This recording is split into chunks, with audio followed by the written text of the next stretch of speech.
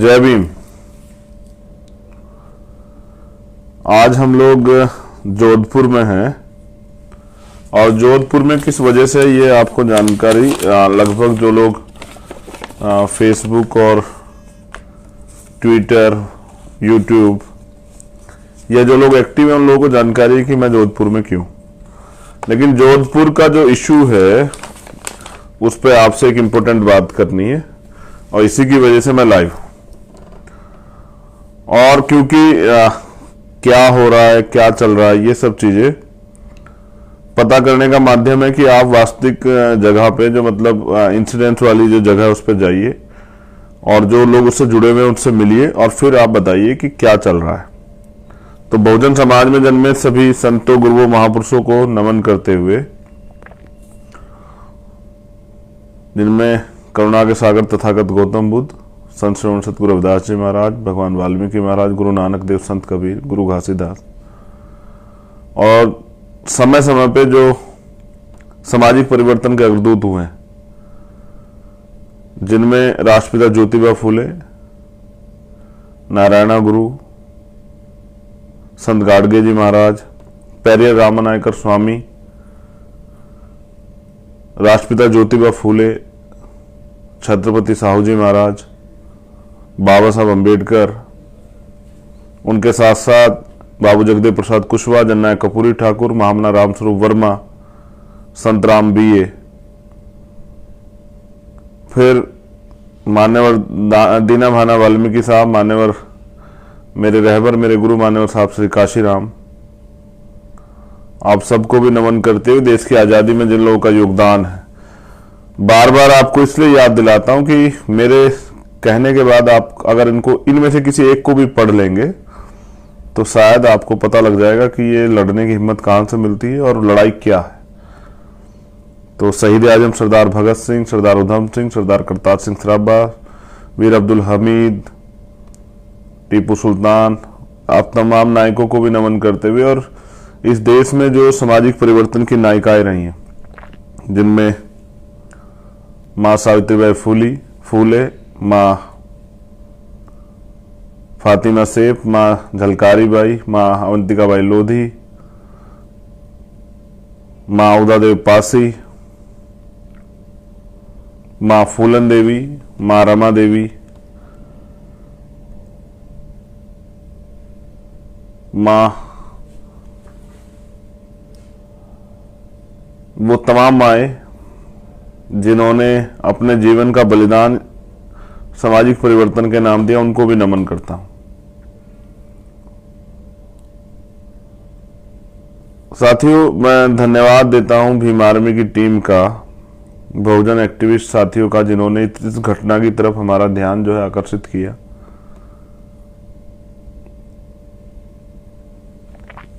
ये जितेंद्र पाल मेघवाल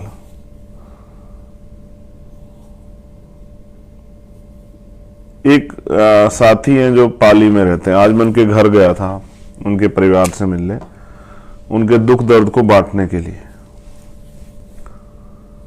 क्योंकि साथी ये दुख दर्द उनका नहीं है, ये हम सब लोगों का दुख दर्द है। अन्याय हुआ है, अन्याय का प्रतिकार करना, उसके खिलाफ बोलना, उसके खिलाफ आवाज उठाना, ये हम सब लोगों की जिम्मेदारी। लेकिन मैं आज एक कड़वे सच से वाकिफ हुआ तो मुझे लगा कि ये सच आपको जानना चाहिए सब लोगों को। अगर आप इस सच को नहीं जानते हैं तो इसका मतलब जो है आपको पता ही नहीं कि भारत में क्या क्या चल रहा है। पहले बात हम लोग करते हैं जितेंद्र पे। जितेंद्र पाली के बारवा गांव के रहने वाले हैं और क्योंकि मूछें रखते थे, गवर्नमेंट जॉब पे भी थे, उनके साथ अन्याय हुआ और आरोपियों ने अगले चरण में उनकी हत्या कर दी। घटना क्या हुई थी जरा गौर करते हैं।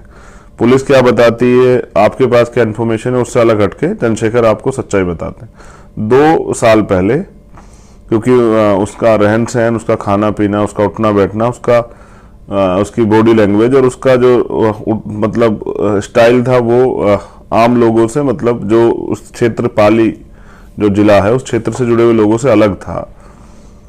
और वो अपने अधिकारों का प्रयोग करता था, तो उसको जैसे यहां हमें अपमानित करने के लिए शेड्यूल कास्ट के लोगों को ढेड़ कहते हैं, ढेड़ कुछ इस तरह का शब्द।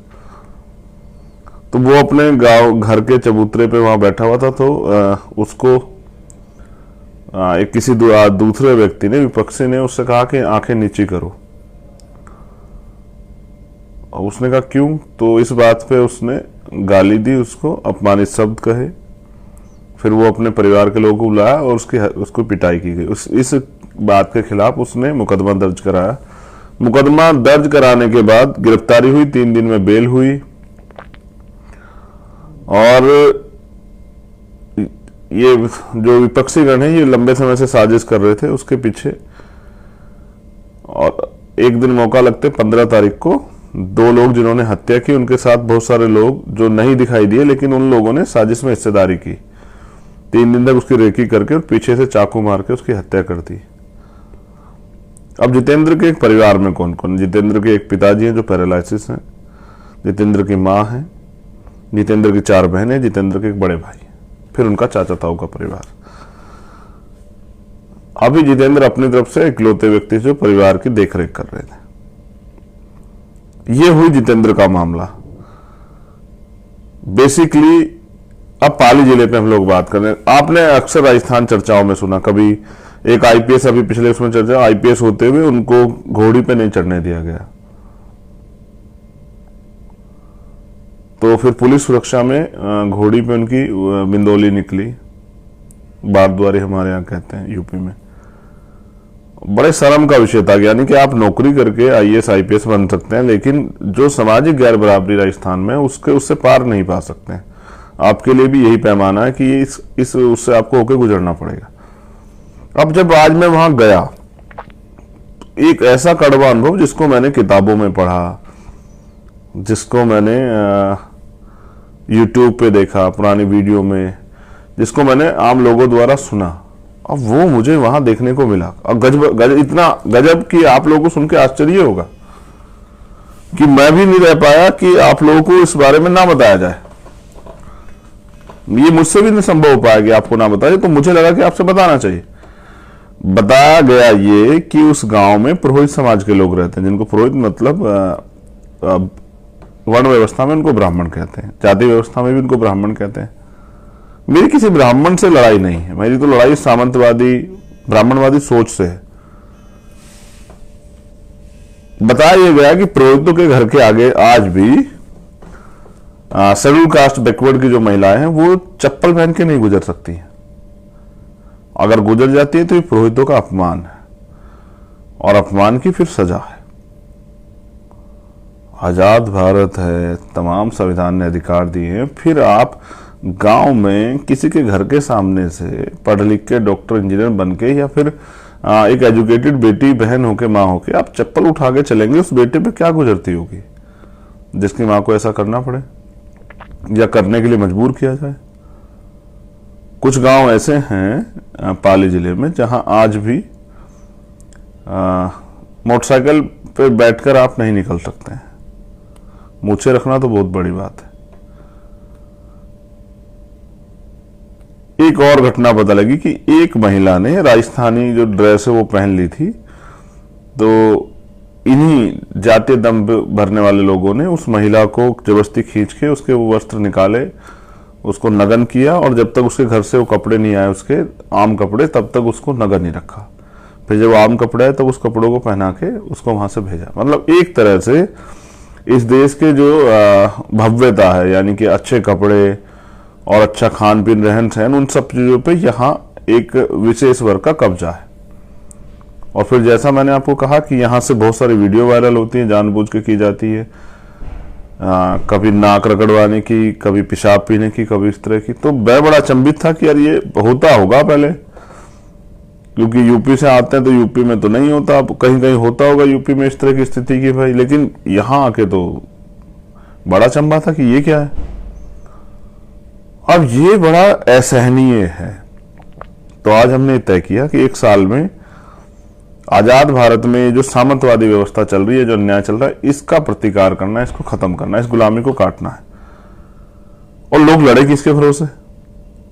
क्योंकि यहाँ तो 71 साल से तो लोकतंत्र चला रहा है, हमारे एमपी एमएलए बनते हैं, और यहाँ हमारे चीफ मिनिस्टर भी रहे हैं पहाड़िया जी राजस्थान में, तो नहीं बदला। यानी कि विधायक एमपी बनने से तो नहीं बदलता है, यानी कि अगर आप मुख्यमंत्री बन जाए तो भी नहीं बदलता है, सरकार बदलने से भी नहीं बदलता है। बदलता कैसे? बदलता ऐसे जब आप इसके खिलाफ कोई ठोस काम करते हैं, या फिर अगर आप ताकत में होने के बावजूद ताकत में आने पर इसके खिलाफ कोई एक्शन लेते हैं। ना ये किसी राजनीतिक दल का एजेंडा है कि ये होना, इसको खत्म करना चाहिए, ना ही किसी सरकार का एजेंडा है, ना ही किसी नेता का एजेंडा है। हाँ, मगर ये अपमान लगातार जारी है। ये है राजस्थान। इस राजस्थान से मुझे तकलीफ है, राजस्थान की भव्यता से, राजस्थान के संघर्ष से, राजस्थान से मुझे कोई तकलीफ नहीं है, किसी जाति से मुझे कोई तकलीफ नहीं, लेकिन जो सामंतवादी ब्राह्मणवादी सोच है उससे मुझे तकलीफ है। और मैं अपनी बहनों को, जो जितेंद्र के परिवार में, ये वचन देके आया हूं आज, जो 4 बहनें, जिनमें 2 बहनें तैयारी कर रही हैं, 2 बहनें शादियों की, कि जितेंद्र चला गया लेकिन चंद्रशेखर है, तो जितेंद्र ही बन के इस रिश्ते को निभाऊंगा, चाहे शादी भी हो कुछ भी हो। मेरे लिए यही राजनीति है, क्योंकि जितेंद्र के परिवार ने मुझे, जैसे मैं एंट्री का, सब लोगों ने ये बताया, उनके चाचा ने, उनके भाई ने, कि वो, हाँ, उनकी घर में बहनों ने बताया कि हम आपको नहीं जानते थे, लेकिन जितेंद्र आपकी फोटो दिखाता था, कहता कि मैं इनका बहुत बड़ा फॉलोवर हूँ, ये मेरे बड़े भाई हैं, मुझे इनके जैसा बनना है। और मुझे भी उसने हमें देख के रखी। फिर उसके चाचा ने बताया कि वो कहता था कि मुझे अपने जीवन में एक बार भाई को गांव में जरूर लाना है। तो परिवार ने मुझसे कहा कि आप आए भी तो तब जब जितेंद्र नहीं रहा है। बहुत तकलीफ का इश्यू है, मेरे लिए तो बहुत तकलीफ का इश्यू है। तो जितेंद्र पाल मेघवाल को न्याय मिलना चाहिए। इसके लिए कुछ मांगे हमारी थी, जैसे वो मांगे मैंने वहां भी कही थी, आपने लाइव में सुनी होगी, लेकिन मैं समझता हूं कि इसमें बहुत सारे लोगों का दोष है। अगर पुलिस ठीक समय से कार्रवाई करती, कोर्ट के जरिए आरोपियों पर अब तक कार्रवाई हो चुकी होती, तो मुझे लगता है कि इस तरह की घटनाएं ना होती और आज जितेंद्र हमारे बीच जिंदा होता। समाज में बड़ा क्रोध है, पूरे देश दुनिया में इसकी चर्चा है कि मूछें रखने पर हत्या होती है। पुलिस इस बात को नकार रही कि मूछें रखने पर नहीं। सच यही है कि ये लड़ाई सामंतवाद के खिलाफ थी। उनको लगता था कि एक वंचित वर्ग का, बहुजन समाज का बेटा उनके सामने आंख उठा के कैसे चलता है और इस तरह से मूछे उछे रख के गाड़ी वाड़ी में कैसे घूमता है। ये उनका अधिकार नहीं है, और ये अधिकार अगर कोई इसका इस तरह का कोई काम कर रहा है तो ये अनुचित है उनके नजरिए से, तो उसकी हत्या होना जरूरी है। और मैं इसको गलत मानता हूं। मैं क्या, कोई भी जो इंसान खुद को मानता है उसको गलत मानेगा, और जब हम इसको गलत मानते हैं तो ये गलत ही। हमारी कुछ मांगे हैं, जैसे परिवार को और गवाहों को हथियारों के लाइसेंस दिए जाएं। दूसरा, जो चश्मदीद गवाह है उनको सुरक्षा दी जाए, और परिवार को भी।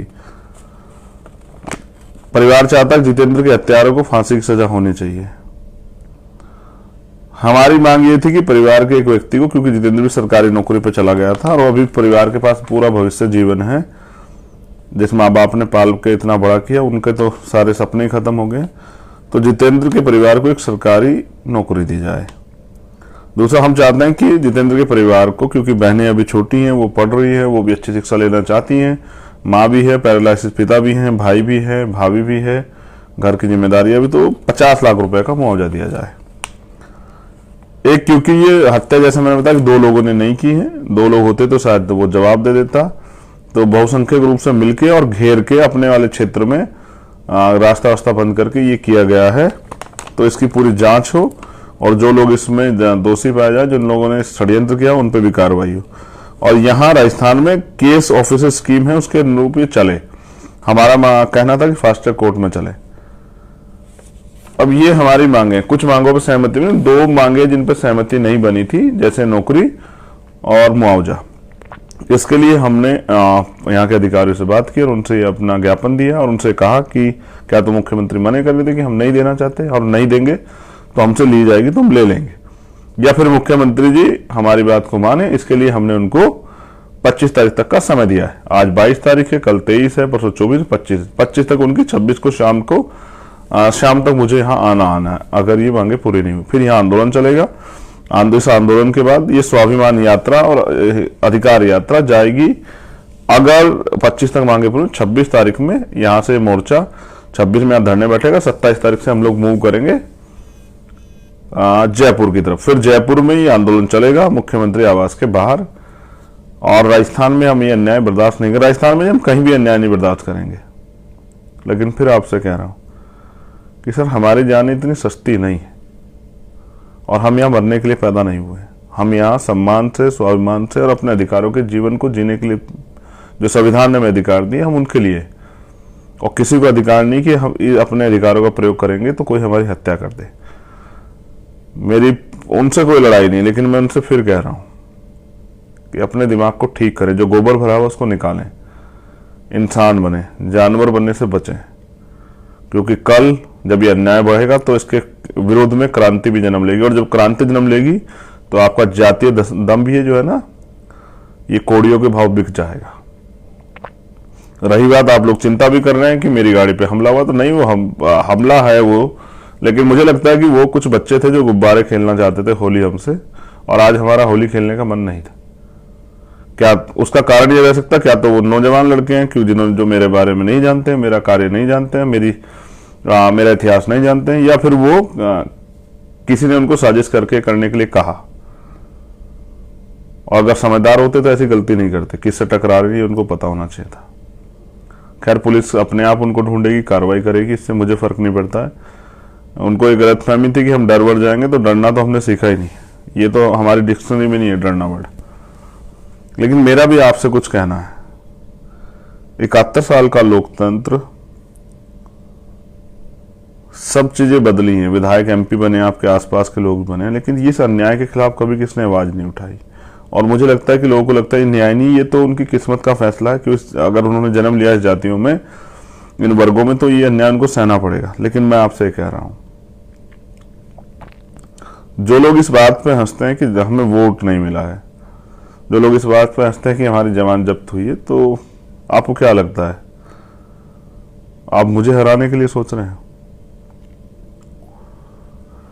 नहीं, आप मुझे नहीं हरा रहे हैं। आप किसी लड़ने वाले व्यक्ति से उसके हथियार छीन रहे हैं। ये लोकतंत्र, यहां सरों की कीमत है। अगर आप मुझे लड़ने की ताकत देंगे तो फिर आप मुझे लड़ते हुए देखिए कि मैं लड़ता कैसा हूं। अभी तो मैं मैदान में उतरा भी नहीं। अभी से विरोधियों को मेरा मुझसे इतनी परेशानी, भीम आर्मी, आजाद समाज पार्टी के लोगों से परेशानी है। जो लोग लड़ना चाहते हैं उनसे परेशानी है। मेरी लड़ाई सिर्फ सत्ता के लिए नहीं है कि भाई मैं विधायक बन जाऊं या एमपी बन जाऊं, आजाद समाज पार्टी के लोग विधायक एमपी बन जाएं। लड़ाई है इस अन्याय के खिलाफ कि अन्याय खत्म होना चाहिए। और आखिर हर चीज की एक सीमा होती है। डॉक्टर अम्बेडकर ने कहा कि गुलाम को गुलामी का एहसास करा दो, अपनी बेड़ियां स्वयं काट देगा। लेकिन बेड़ियां तो नहीं कटी है। गुलाम ही रह गया, और गुलाम ने इसको अपनी किस्मत का फैसला मान के स्वीकार कर लिया है। जबकि गुलाम को इसके खिलाफ आंदोलन चलाना चाहिए था। लेकिन चलाए कौन? जो गुलाम चलाएगा, जैसे जितेंद्र ने प्रयास किया, उसकी हत्या हो जाएगी। तो फिर हम लोग तमाशा देखेंगे, 2 दिन धरना प्रदर्शन करेंगे, हल्ले मचाएंगे, तीसरे दिन घर में पड़ के सो जाएंगे। फिर किसी और जितेंद्र का नंबर होगा, हो सकता है कल चंद्रशेखर का भी नंबर हो सकता है कल आपका भी नंबर हो। तो ये अन्याय कब तक?